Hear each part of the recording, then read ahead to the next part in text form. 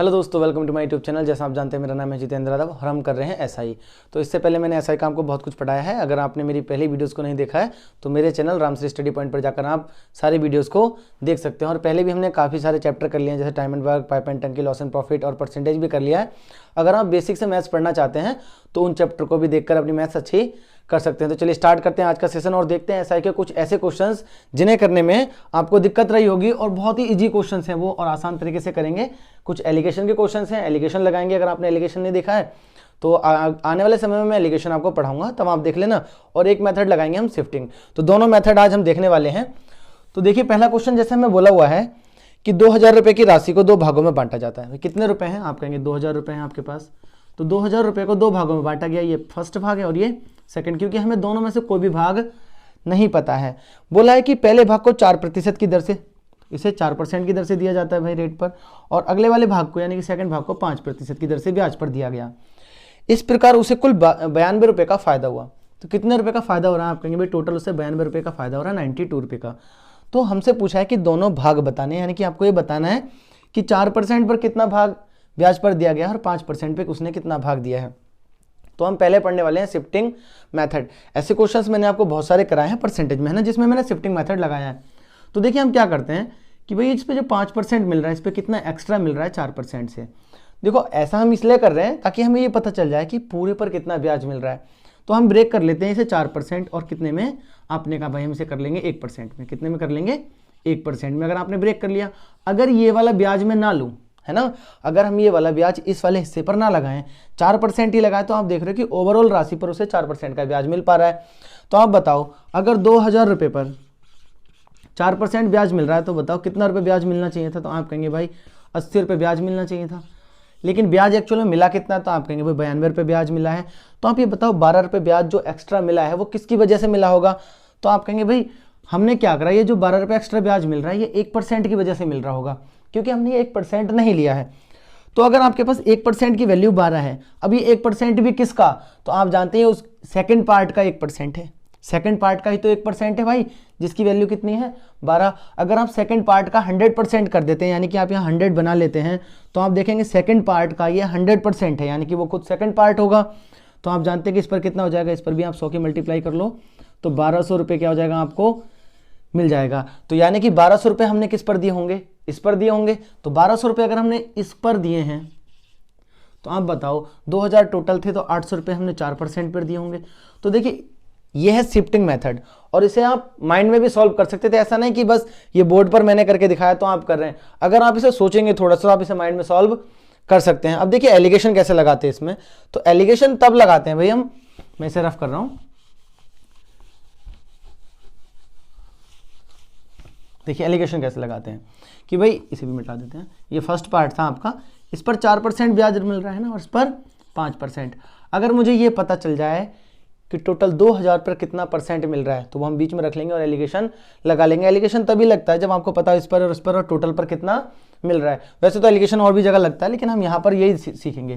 तो आप बताओ आपको 92 रुपये ब्याज मिला है। कितना मिला? आप कहेंगे भाई 92 रुपये। कितने रुपये पर? आप कहेंगे 2000 रुपये पर। गुणा आप जानते हैं 100 होता है, इक्वल होता है R इंटू टी, और समय 1 वर्ष से। अगर आपको समय ना दिया हो तो आप 1 वर्ष मान सकते हैं ना। तो आप जानते हैं इस 2 जीरो से, 3 नहीं 2 जीरो से, ये 2 जीरो कट जाएंगे, आप इसे 2 से काट लो, 92 बचा है। तो ये 10 बार में और ये कितनी बार में कट जाएगा? 2 से। आप कहेंगे ये 2 चौक 8 और 2 छिंग 12, यानी कि 0.6 बार। यानी कि ओवरऑल जो राशि पर ब्याज दर लग रही है वो कितनी लग रही है? 4.6। अब यही 4.6 आप क्या लिख लो? यहाँ पर लिख लो 4.6%। ये देखो ये पहले भाग पर है 4%, दूसरे भाग पर 5%, और ओवरऑल यानी कि 2000 पर कितना लग रहा है? 4.6%। तो बस आपको क्या करना है, इसका अंतर, है ना। तो एक बार देखिए ये एक बात याद रखिए कि यहाँ पर वही राशि रखी जाएगी जो एक से बड़ी और दूसरे से छोटी हो। ठीक है, एक से बड़ी और दूसरे से छोटी हो। तो आप जानते हैं कि देखो इससे तो ये बड़ी है और इससे ये छोटी है। तो अगर आप 4.6 में से अगर आप 4 घटा देंगे तो आपका 0.6% लगाने की यहाँ जरूरत नहीं है, क्योंकि यहाँ वाले परसेंट से ये प्रतिशत क्या हो जाएगा? खत्म हो जाएगा। और ये जो रेशो आता है वो आता है राशि का, यानी कि फर्स्ट और सेकंड भाग का रेशो।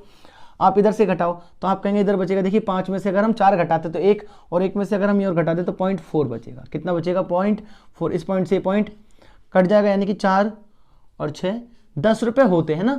अगर मान लीजिए राशि 10 रुपये होती तो आप 6 रुपये यहाँ लगाते और 4 रुपये यहाँ लगाते। अब 10 ना होकर ये कितनी है, तो आप कह देंगे भाई ये तो है 2000 रुपये। कितनी है, 2000 रुपये। तो कितना गुना है, आप कहेंगे भाई 200 गुना है। कितना गुना है, 200। तो यहाँ पर भी 200 गुना कर लो, तो आप कह देंगे 1200 हो जाएगा। ये कितना हो जाएगा धन 1200, और ये कितना हो जाएगा, आप कहेंगे भाई 200 गुना करेंगे तो 800। तो देखिए ऐसे भी हम इसको कर सकते हैं। यह है एलिगेशन। ये आपको अगर समझ में नहीं आ रहा तो आप अभी शिफ्टिंग मेथड के साथ रहें, जब मैं एलिगेशन पढ़ाऊंगा या किसी आप और टीचर का यूट्यूब पर देख सकते हैं एलिगेशन, वहां से भी सीख सकते हैं। तो चलिए और क्वेश्चन लेते हैं। अब हम सारे क्वेश्चन करने वाले हैं शिफ्टिंग से। एलिगेशन जब आप सीख लेंगे तब एलिगेशन पे हम काम करेंगे। तो देखिए अगला हमें क्वेश्चन दिया हुआ है कि 12,000 रुपये की धनराशि का, है ना, 12,000 रुपये की धनराशि का एक भाग यानी कि कुछ भाग 5% की दर पर। तो आपको पता है कि 12,000 रुपये धनराशि है, तो आप जानते हैं 12,000 रुपये धनराशि है तो कुछ भाग पर 5% की दर से ब्याज मिल रहा है और तथा शेष भाग पर 6% की दर से ब्याज मिल रहा है। तो देखो दो ही भाग हुए हैं, क्योंकि कुछ पर अगर 5% मिल रहा है और शेष पर 6% मिल रहा है, तो यहाँ पर भी दो भागों की बात की गई है। बोला यदि 4 वर्ष बाद, है ना, साधारण ब्याज कितना हो जा रहा है आपका 2580 रुपये हो जा रहा है। ये है आपका साधारण ब्याज 2580 रुपये 4 वर्ष बाद, है ना। तो अगर ये आपका है 4 वर्ष बाद 2580 रुपये है, तो आपसे पूछा 5% की दर से कितनी राशि दी गई होगी। तो देखो एक बात हम यहाँ पर ये कर सकते हैं भाई कि यह है 5% और यह है 6%। अगर मैं शिफ्टिंग के साथ जाऊं तो ये 4 साल के लिए लग रहा है, तो आप क्या करो, देखो ये भी 4 साल के लिए लग रहा है, ये भी 4 साल के लिए लग रहा है। तो या तो आप यहाँ पर 4 साल का ब्याज ले लो भाई, 5 चौक 20% मिलेगा, या 6 चौक 24% मिलेगा, या आप ये कर सकते हो इसे 4 से डिवाइड करके यहाँ पर 1 साल का ब्याज निकाल लो। क्या निकाल लो, यहाँ पर भी आप 1 साल का ब्याज निकाल सकते हो। तो जैसे मर्जी कर लो। अब मैंने यहाँ लिख दिया है, तो आप ऐसे कर सकते हैं कि भाई 5 चौक 20% ब्याज लगना चाहिए था पहले हिस्से पर, है ना, क्योंकि 5% अगर 1 साल में लग रहा है तो 4 साल के लिए कितना लगेगा, ब्याज जो होता है साधारण वो होता है हर बार बराबर। तो आप कहेंगे भाई 5 चौक 20% लग जाएगा और यहाँ पर 6 चौक 24% ब्याज आपका लग जाएगा। अब जैसे मैंने आपको बताया शिफ्टिंग मेथड में ये जो ज़्यादा एक्स्ट्रा है तो उसे आप ब्रेक करके लिख लो भाई इसमें कि भाई 20% अगर ब्याज ओवरऑल पे लगता तो ये 4% अगर हम ब्याज ना लें, है ना, मैंने कहा कि भाई ये जो सेकंड भाग पर मुझे 4% ज़्यादा ब्याज पर मैं ले रहा हूँ, मैं उसे नहीं लेना चाहता, मैं ये 4% ब्याज नहीं लूंगा। तो मैं कहता कि यार मैंने अब ओवरऑल राशि जो है वो कितने पर दे दी, आप कहेंगे अब हमने दे दी भाई 20% पे। तो अगर आप 12,000 का 20% निकालना चाहते हैं तो आपने कहा कितना आएगा, आपने कहा इस जीरो से ये जीरो, इस जीरो से ये जीरो, 12 दूनी 2400 रुपये आपका ब्याज मिलना चाहिए था, लेकिन ब्याज हमें एक्चुअली मिला कितना, आप कहेंगे भाई 2580 रुपये। तो जो 180 रुपये ब्याज फालतू मिला है वो किसकी वजह से मिला होगा, तो आपने कहा ये जो 180 रुपये जो ब्याज मिला है ना मुझे वो इस 4% की वजह से मिला होगा।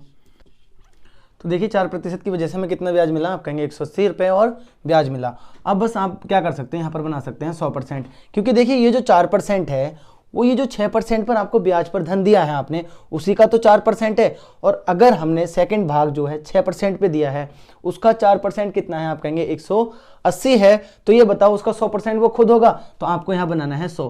तो आप जानते हैं कि इसमें 25 की मल्टीप्लाई कर दें तो ये हो जाएगा आपका 100%, और अगर हम इधर 25 की मल्टीप्लाई करेंगे तो आप कहेंगे भाई 0 तो 0, 25 अट्ठे 200 का 0 हासिल लगा 20, 25 से कम 25 और 20 45, यानी कि इस पर हमने कितना रुपये लगाया होगा, 4500। कितना लगाया होगा, 4500 रुपये। अब देखो वो 6% पर लगाया गया है, वो किस पर लगाया गया है, 6% पे। तो आप क्या कर सकते हैं, 5% पे जो ब्याज लगाया गया है ना, 5% पे अगर जो हमने लगाया है आप उसमें से घटा लो। तो आप ये बताओ अगर हम इसमें से घटा लें तो हमने उस पर कितने लगाए होंगे, 7,500। कितने लगाए होंगे, आपने कहा भाई 7500 रुपये हमने उस पर लगा दिए होंगे, है ना। जोड़कर आप देख लो, देखो 7 4 11 और 12, तो यानी कि हमने जो 12,000 रुपये थे उसमें से 7500 हमने 5% पे लगाए और बाकी के 4500 हमने 6% पे लगाए। तो हम ऐसे कर सकते हैं। अब आप एलिगेशन भी आप क्या कर सकते हो, उसमें लगा सकते हो। तो मैं एलिगेशन अभी नहीं लगवा रहा हूँ क्योंकि मैंने आपको एलिगेशन पढ़ाया नहीं है। अगर आपको आता है एलिगेशन तो आप इसे एलिगेशन से भी कर सकते हैं। जब एलिगेशन सीख लेंगे आप तो एलिगेशन से भी इन सवालों को करेंगे, प्रैक्टिस बैच में करेंगे, है ना। कभी अगला क्वेश्चन हमें दिया हुआ है कि 16,000 रुपये की राशि को 2 भागों में बांटा जाता है। तो इस बार 16,000 रुपये है। मैं ऐसे 3-4 आपके लिए एक साथ क्वेश्चन लेके आया हूं ताकि आपको ये कंसेप्ट समझ में आ जाए। तो 16,000 रुपये की राशि को 2 भागों में बांटा जाता है। पहले भाग पर 4% और दूसरे भाग पर 5% ब्याज मिलता है। तो बस यहाँ पर भी हमें शिफ्टिंग मेथड लगाना। तो आप जानते हैं इस 5% को मैं ब्रेक करने वाला हूँ 4% और 1% में। तो बोला यदि 1 वर्ष के बाद 700 रुपये का उसे लाभ होता है तो भाई 1 साल में कितने रुपये मिल रहे हैं, 700 रुपये। देखो यहाँ एक लिखने की जरूरत ही नहीं है क्योंकि भाई अगर 4% 1 साल में ब्याज लग रहा है तो वो 4% ही लगेगा, लेकिन अगर 2 साल होता तो हम कहते हैं कि 8% ब्याज लग रहा है। तो आपने इसे करना है ब्रेक। भाई हम कहते हैं कि हम 4% और ये जो 1% एक्स्ट्रा है ये फिलहाल के लिए हम नहीं लेना चाहते, है ना।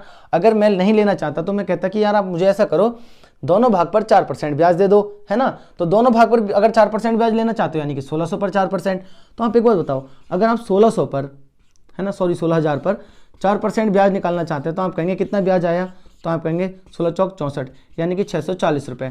लेकिन एक्चुअली में ब्याज क्या हमें 640 मिला है, आप कहेंगे नहीं मिला है, ब्याज तो हमें 700 रुपये मिला है। तो ये बताओ ये जो 60 रुपये ब्याज एक्स्ट्रा मिला है वो किसकी वजह से मिला होगा, तो इस 1% की वजह से हमें कितना मिला, 60 रुपये। और आप जानते हैं कि अगर मैं इसका 100% बनाने वाला हूं तो मुझे इधर भी क्या करने पड़ेंगे, 2 जीरो लगाने पड़ेंगे, यानी कि धन कितना होगा, जो हमने 5% पे लगाया होगा वो होगा 6,000, तो 4% पे लगाया हुआ अगर कितना होगा 10,000। तो देखिए कोई दिक्कत नहीं है, बस आपको शिफ्टिंग को क्या करना है, समझना है कि हम इसे कैसे सॉल्व कर सकते हैं ना। तो आई होप आपको अब क्लियर हो गया होगा। तो चलिए और क्वेश्चन लेते हैं। देखो आप खुद से करके देखो 1-2 क्वेश्चन। अगला क्वेश्चन बोला है कि 10,000 रुपए की धनराशि को 2 भागों में बांटा जाता है ना। यदि एक को 9% से तथा दूसरी को 11% से दिया जाता है, तो यहाँ पर है 10,000 रुपए। कितने आप कहेंगे भाई 10,000 रुपए हैं।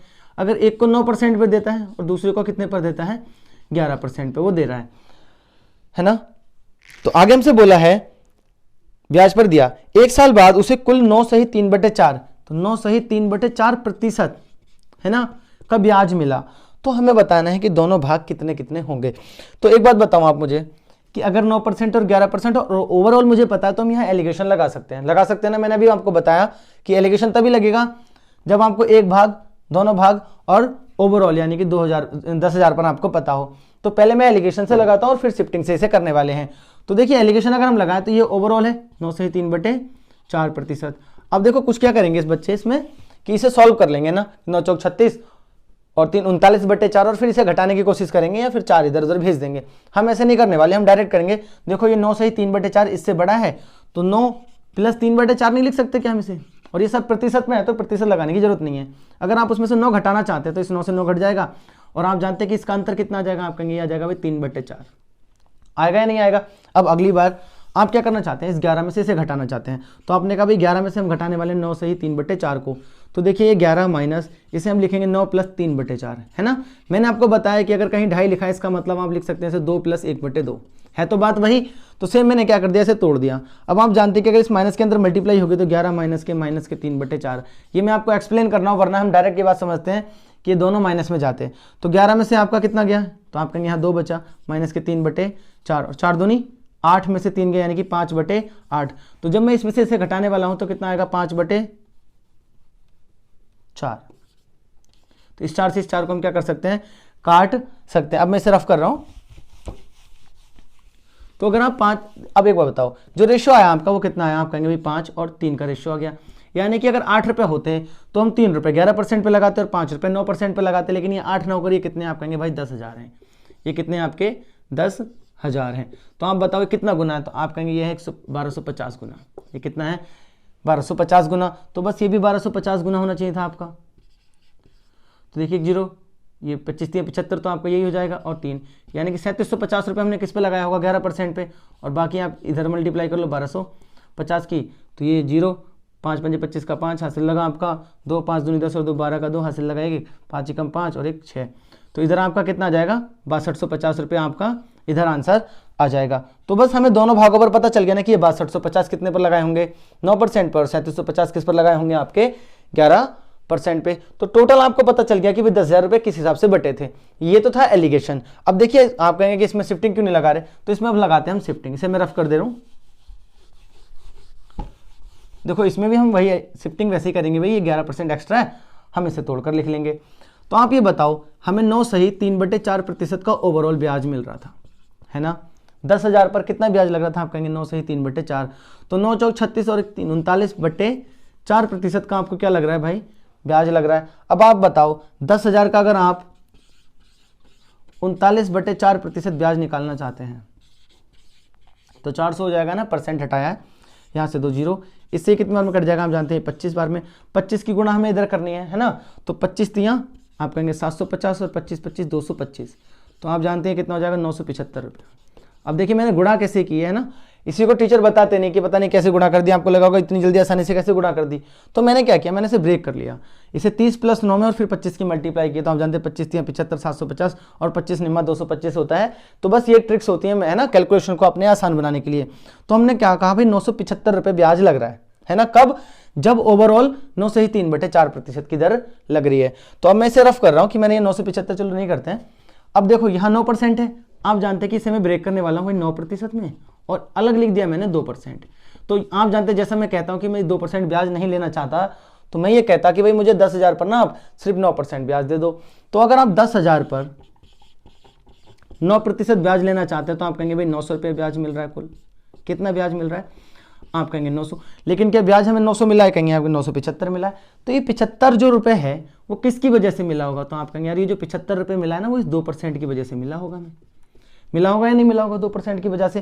तो आप ये बताओ, आपको बनाना है ये 100, तो आप जानते हैं कि हमें कितने की मल्टीप्लाई करनी है 50 की। तो आप इधर भी क्या कर लेंगे 50 की 5 × 5 = 25 का 5 हासिल लगा दो, 5 × 7 = 35 और 37।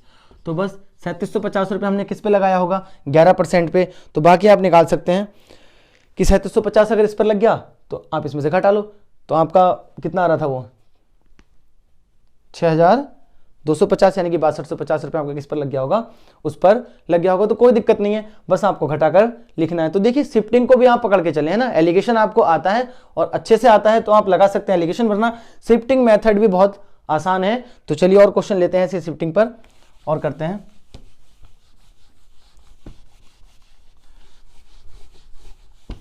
देखिए अगला क्वेश्चन हमें दिया हुआ था कि 400 रुपये 2 वर्ष के लिए। भाई 400 रुपये कितने वर्ष के लिए लगाए गए हैं, 2 वर्ष के लिए।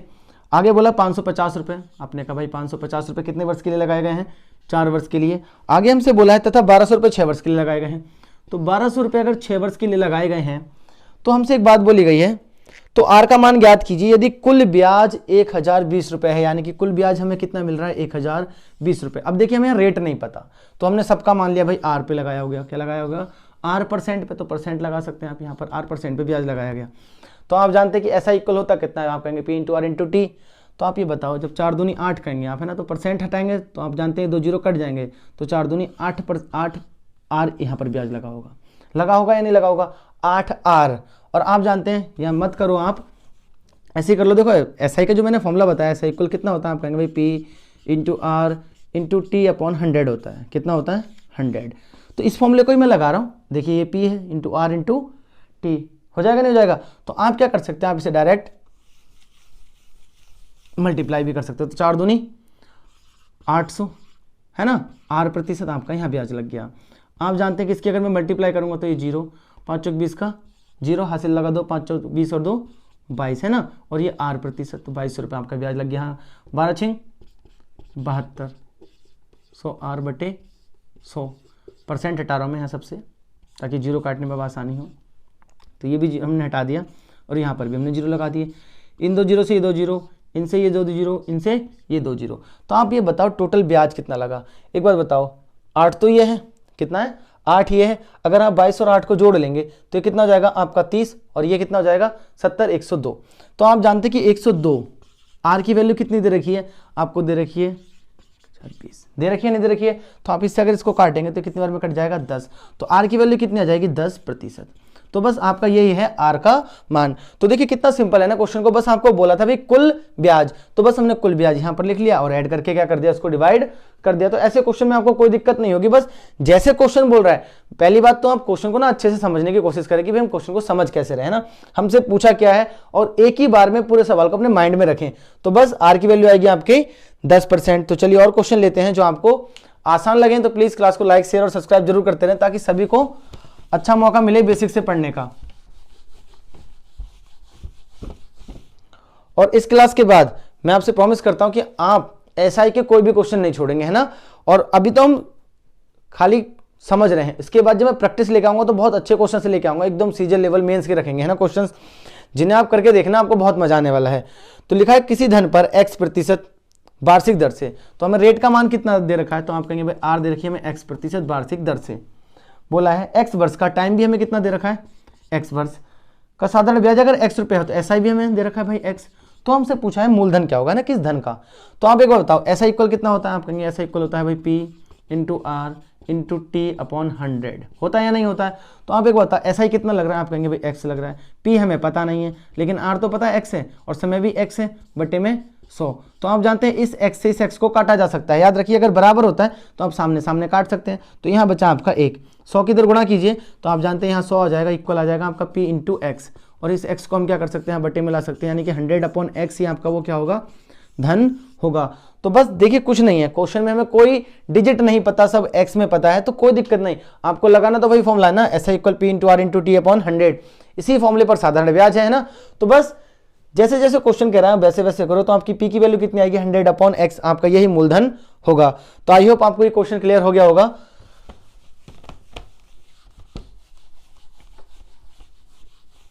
देखो अगला हमें बोला हुआ है कि भाई 6000 रुपए की राशि पर है ना 4 वर्षों में कितनी हो जाती है, 7200 रुपये हो जाती है। 6000 की धनराशि थी, 4 वर्ष बाद आफ्टर 4 ईयर्स ये कितनी हो जाती है, 7200 हो जाती है।